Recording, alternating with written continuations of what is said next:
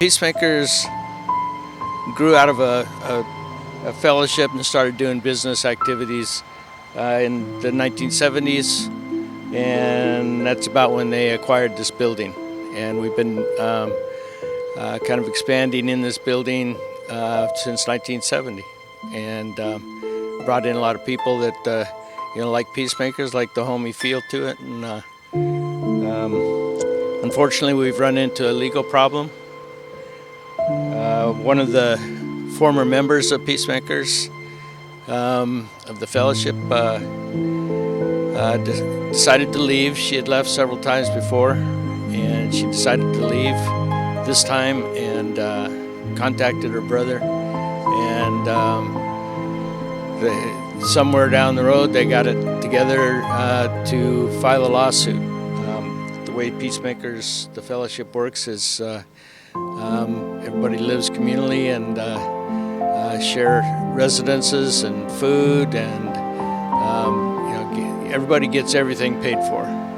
All their medical bills, clothing, everything that they need is taken care of by Peacemakers, and they are Peacemakers. When she left, they got the idea that she should have been earning wages. Instead, we were giving her room and board, and so she took us to court. And because we thought at the outset, we thought it was fairly ridiculous that this can even be happening, but they took us to court. We had a jury trial. The jury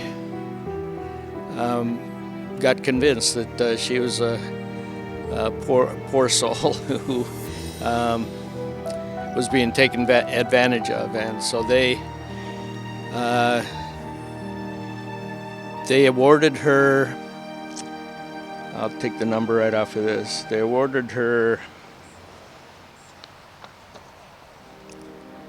over $3.5 million in back pay and interest, and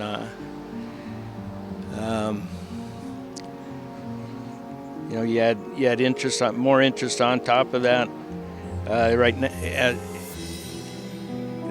when it all ended up, it was about $4.5 million, plus her attorney fees, which adds up to probably another $1 million. And I'm a peacemaker, and I'm here to say that we are all standing together, unified in this unlawful suit and filing, and we are united as customers, friends, family. And we're here today to speak up and say what it is on our hearts. And I thank everyone for being here today and for supporting us. And those who are not here are standing with us in spirit and in prayer. Thank you so much. I'm a customer. I've been coming here probably over 30 years. And during the pandemic, it really became my happy place because the world shut down and I literally went in depression. I had to be around people. And they opened this place. There's tables, you can go be around other creative people. And I go there and it's always been welcoming here. I just love this place, and it does such a service to so many people, and I don't want to see it go. I came to Peacemakers for the first time about 5 years ago. I was a student here. I fell in love with the store. About a year ago, I became a teacher. I'm the teddy bear teacher here. This is where I found my community. It's become my happy place. It's where I work out of. It's where I have my friends. It's become like a family. And I'm not the only one. Everyone here and hundreds of other people that wish they were here today feel the same way. It's going to be a heartbreak to lose this place, and somebody needs to do something about it. It's too many people it's going to affect. It's a huge hole in the creative community, and I hope somebody out there can help. My grandma was one of the founding members of Peacemakers, and these people have been just basically like family to me my whole life. It's clear from the group of people that are here, they've touched a lot of lives, and for somebody to need a place to stay, need a home, and need a purpose, they open their arms for her, and for her to not see that and turn around and try to take everything from them, it's not right. And it's amazing that people are showing up. They've worked their whole life building up a community, and it's coming back around. And we need your support to help them keep going. I mean, the store's been here. It's been a staple of Costa Mesa since the 80s. And yeah, it's clear that you can see, everybody, they've just built up an incredible community, and they deserve to keep going. They need to keep going too. It's an entire group of people that need this place to keep going. It's their livelihood. I am one of the grandchildren of the founding members of Piecemakers. Oh, I didn't think I was going to cry. Honestly, this has just been, it's been devastating, honestly. I worked with Michelle, and, on and off, as you guys have heard, she would kind of come and go. And through all of this, I've been learning some things lately, and I did learn that she had a contract, and she knew that she was not getting paid. And unfortunately, her lawyer managed to play the little violin and say that she was under duress and did not, was unaware of what she was doing. That's complete BS. I worked side by side with her, and I know for a fact that she knew exactly what she was doing. I've actually been speaking with her daughter recently, and she has also said the same, that her mom was completely aware that of everything that she was doing. She would come and go, and honestly, she was looking for a free ride. And it's so incredibly heartbreaking to see that, the failure of our legal system and just, I don't know, such a freaking crock, but that somebody can do this. These people have been my family, and this has been a place for so many people to be able to come and just find a place of peace and chill. I'm mom of two, and I have my days where I just am either having a tough day or a bored day or whatever, and I can come in and bring my kids and just know that I can escape from anything else that might be bothering me. And I'm going to be met with love and a freaking warm meal and some delicious soup. And it's, I don't know, man, it's unfair. This should not be happening. And they are a staple to Costa Mesa. They belong to be here. They belong to stay here. It's ridiculous. And I actually do have a statement from her daughter as well. It's a brief one. I just messaged her this morning, so apologies for it being so brief. But she does say that they were her family. They were Michelle's family when nobody else would be. Piecemakers was Michelle's family when nobody else would be. Her blood relatives threw her aside, and Piecemakers took care of her. And she said that Piecemakers does not deserve this. So if that's anything to anybody, coming straight from her daughter, that she also agrees that this is unfair and should not be happening. And I guess at this point, all we can do is just ask for the help of the community through the GoFundMe and to just show your support. And if there's anybody out there that knows more of what to do in order to help us, please reach out and let us know. I've been coming to Piecemakers for almost 40 years. My home is filled with beautiful items that I have created here at Piecemakers with their staff of wonderful teachers. I love Piecemakers. I look forward to every class that I've taken here. And at times when my life was kind of crazy, I always had Piecemakers, because when you walk in the store, they treat you like family, they say hello to you, and they use your name because they know everybody individually. This is a one-of-a-kind shop, probably in the entire world, and people come here from other states in the United States when they're on vacation because they know about Piecemakers. They look at all of their wonderful offerings and hope someday that they may come back to take a class here. Please, Piecemakers needs to stay, and it's a wonderful asset to the community.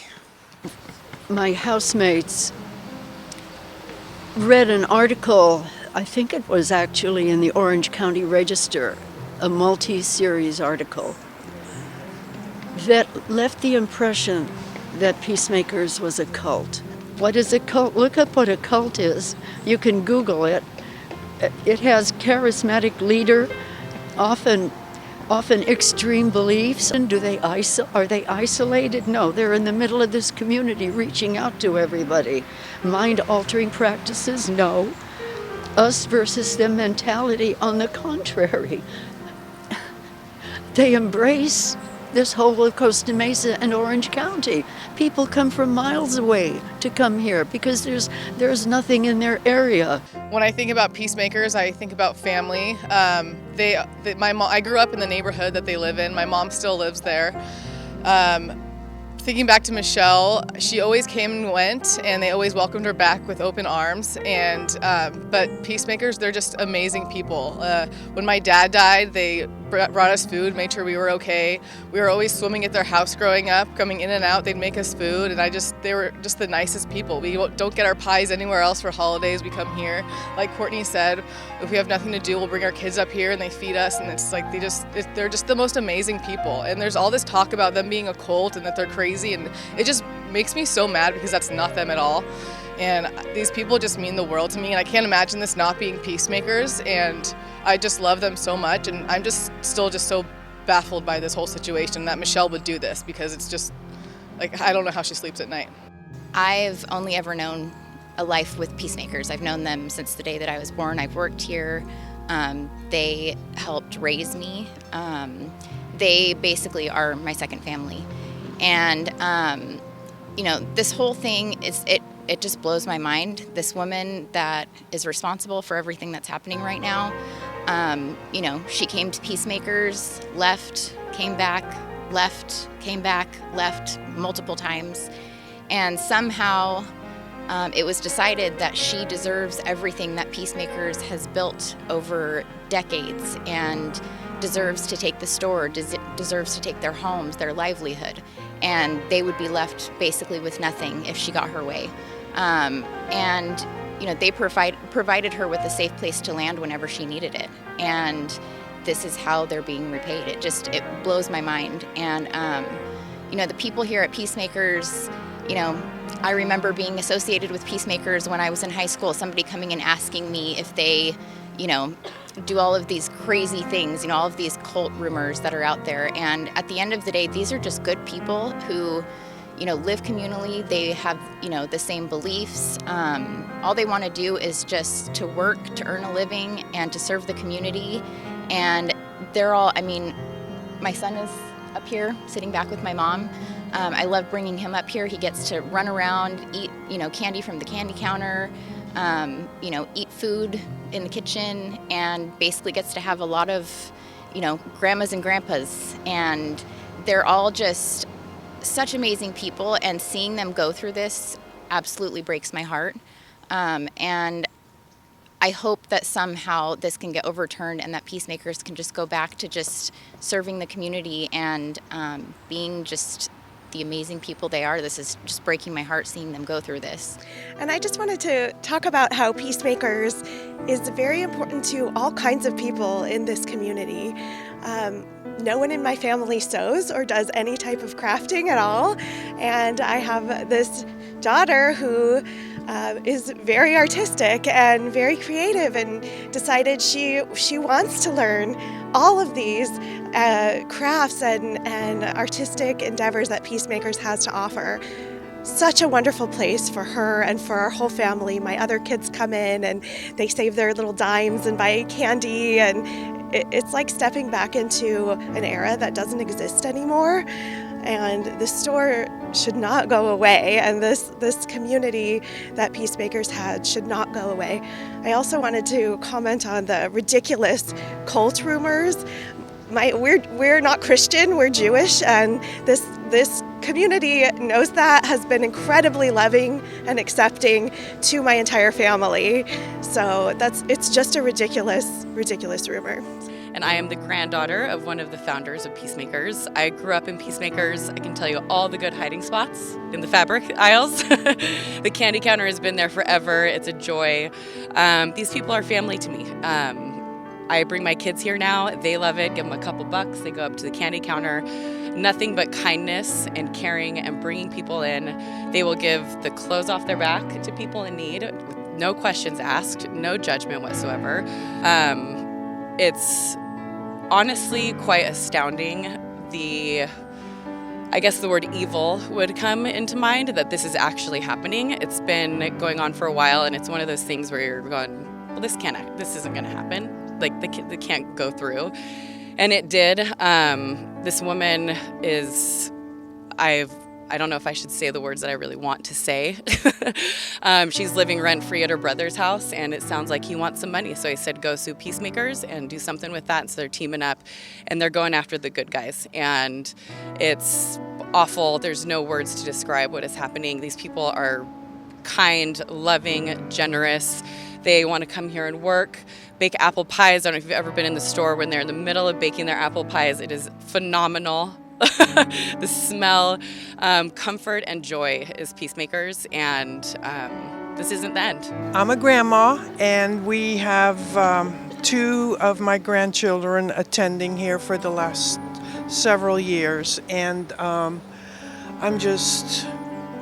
this is an unbelievable situation where one person is able to shut down such a beautiful community.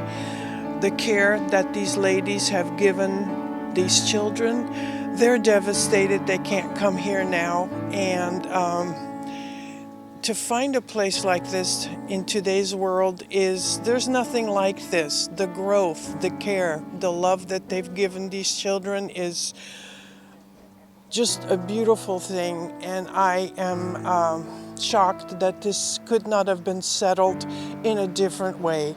We're all here to try to grow and lift one another up, and I believe that throughout this whole procedure it's just not the right thing to have happened to these precious souls here. And these ladies have given from their hearts. Their care and their love for these kids is beyond anything that I could find anywhere around here. I went to the store for years before I started teaching here. I know that one of the charges against the Piecemakers is elder abuse. I have spent hours and hours in this store working on projects over the years, and I can tell you there is no elder abuse.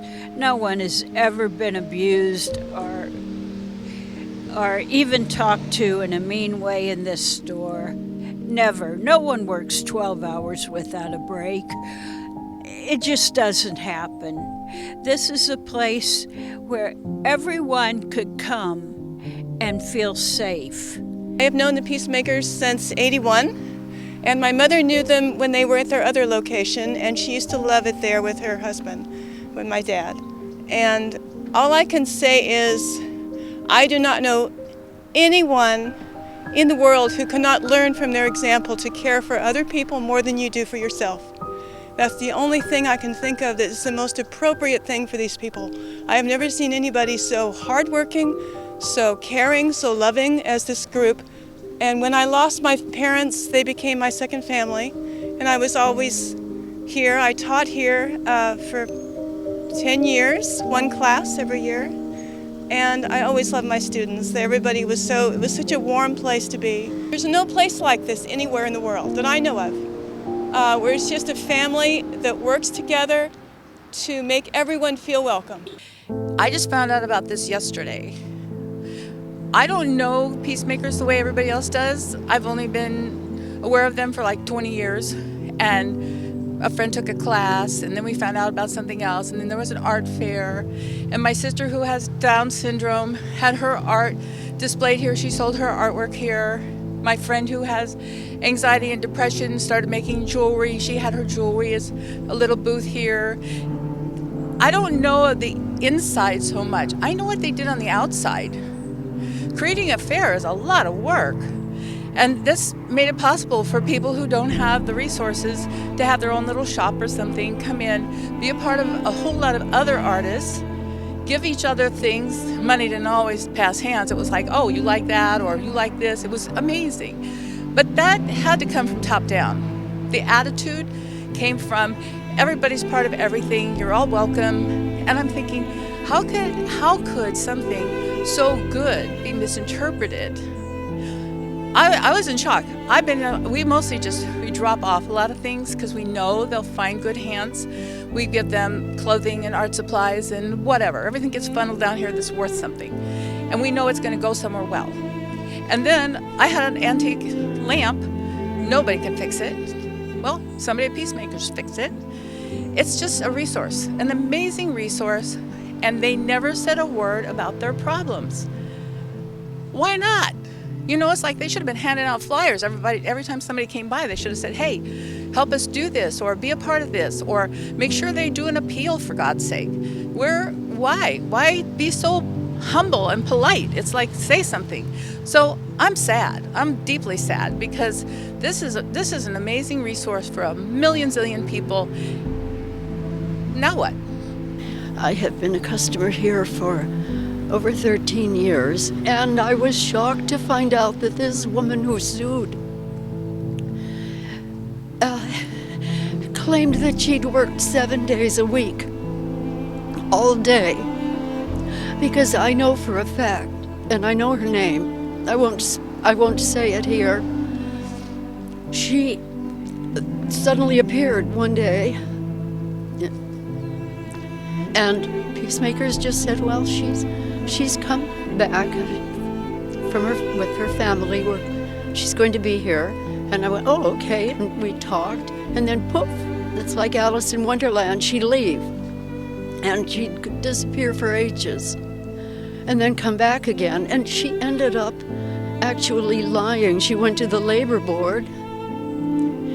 And she lied, saying she worked all the time. If I had known about that, I would have been happy to testify that she did not work here on a consistent basis. Costa Mesa should give them a medal. I don't know of another place like this that shelters people who are ill, give them compassion, a safe place to come. And instead they've been betrayed by this woman. All they did was help her and cover her medical expenses. And she lied.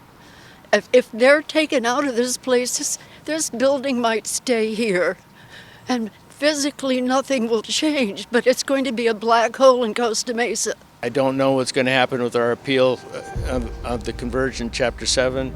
You know, they've locked us out of the building. We still have inventory and stuff in there, and we'd love to be able to serve all our customers. The GoFundMe page account is to help Piecemakers with whatever expenses. I mean, it's been very expensive for us to go through this lawsuit and to file bankruptcy, and in order to keep what we have, instead of giving it, instead of them taking it to sell so that they could pay the judgment and all the expenses, we're trying to manage the whole thing through a plan that would pay everybody off at least something. We'll never be able to afford, I don't think, to pay a $4.5 million judgment, but there are a lot of things involved in it, and we filed an appeal against the conversion to Chapter 7. I'm sure that's not sitting right with some people, but that's what we've done. We're trying to protect ourselves. We're trying to save ourselves.